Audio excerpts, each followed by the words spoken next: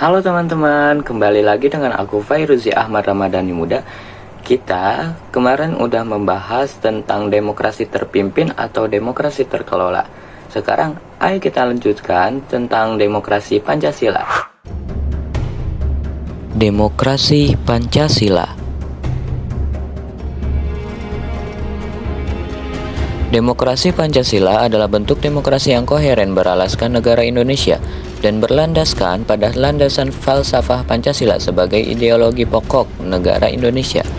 Demokrasi Pancasila memadukan ajaran demokrasi dan nilai-nilai Pancasila sebagai fondasi pengurusan negara dan pemerintahan.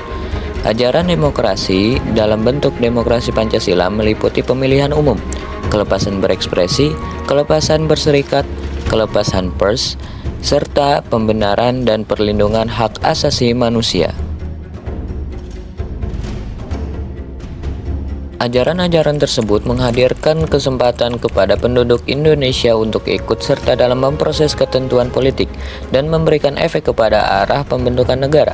Selain asas demokrasi, demokrasi Pancasila pun berlandaskan kepada sila 5 Pancasila, yakni ketuhanan yang Maha Esa, kemanusiaan yang adil dan beradab, persatuan Indonesia, kerakyatan yang dipimpin oleh hikmat kebijaksanaan dalam permusyawaratan perwakilan, dan keadilan sosial bagi seluruh rakyat Indonesia. Prinsip-prinsip tersebut menggambarkan nilai-nilai inti yang menjadi pedoman kekuatan negara dan provinsi Indonesia. Kenyataannya, bentuk demokrasi Pancasila di Indonesia mencakup pemilihan umum rutin untuk memilih wakil di parlemen dan kepala negara seperti presiden dan gubernur. Selain itu, kelepasan berekspresi, kebebasan pers, dan kebebasan berkoalisi dilindungi oleh konstitusi. Namun, seperti bentuk demokrasi lainnya, demokrasi Pancasila melawan sanggahan dan pembantahan politik dalam penerapannya.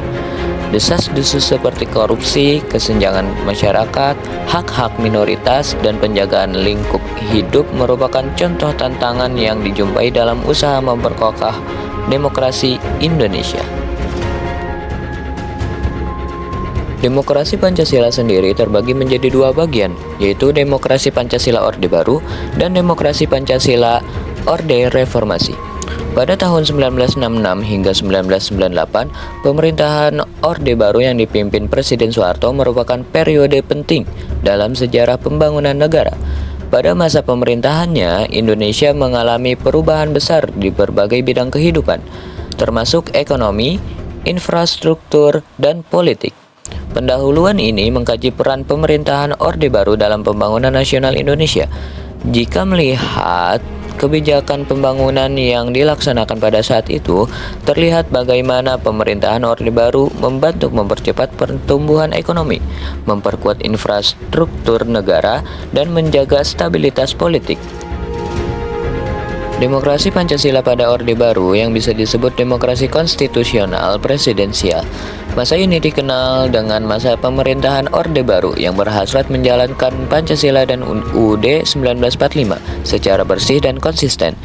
Sistem demokrasi Pancasila dilaksanakan secara tegas dan fungsi lembaga teratas dan tinggi negara dibolehkan sepadan dengan arahan UUD 1945.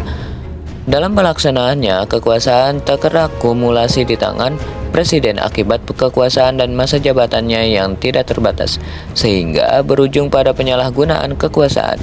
Dampaknya adalah tumbuhnya kultur korupsi, kolusi, dan nepotisme.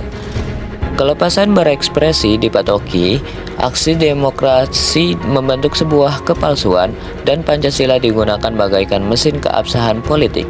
Lembaga-lembaga negara berdaya guna sebagai instrumen kekuasaan pemerintah. Akibatnya, muncullah gerakan-gerakan reformasi, terutama di kalangan pelajar, yang menyerukan reformasi di beragam aspek, berujung pada penarikan diri Soeharto sebagai presiden. Saya memutuskan untuk menyatakan berhenti dari jabatan saya sebagai Presiden Republik Indonesia terhitung sejak saya bacakan pernyataan ini pada hari ini, Kamis 21 Mei 1998. Demokrasi Pancasila di zaman reformasi beranak pada kekuatan multipartai yang berusaha memulihkan keseimbangan kekuasaan antar lembaga negara.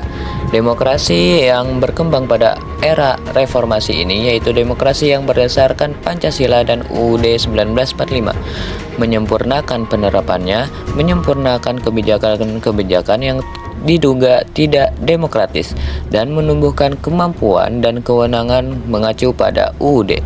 Demokrasi di era ini merupakan hasil pemilu tahun 1999 yang menghasilkan pembentukan DPR MPR, pemilihan presiden dan wakil presiden, juga pembentukan lembaga tinggi lainnya.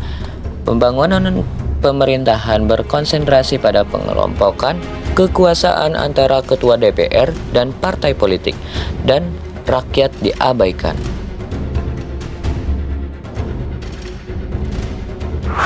So, itu dia pembahasan kita tentang demokrasi Pancasila. Kita lanjut pembahasan kita selanjutnya di next video. See you guys.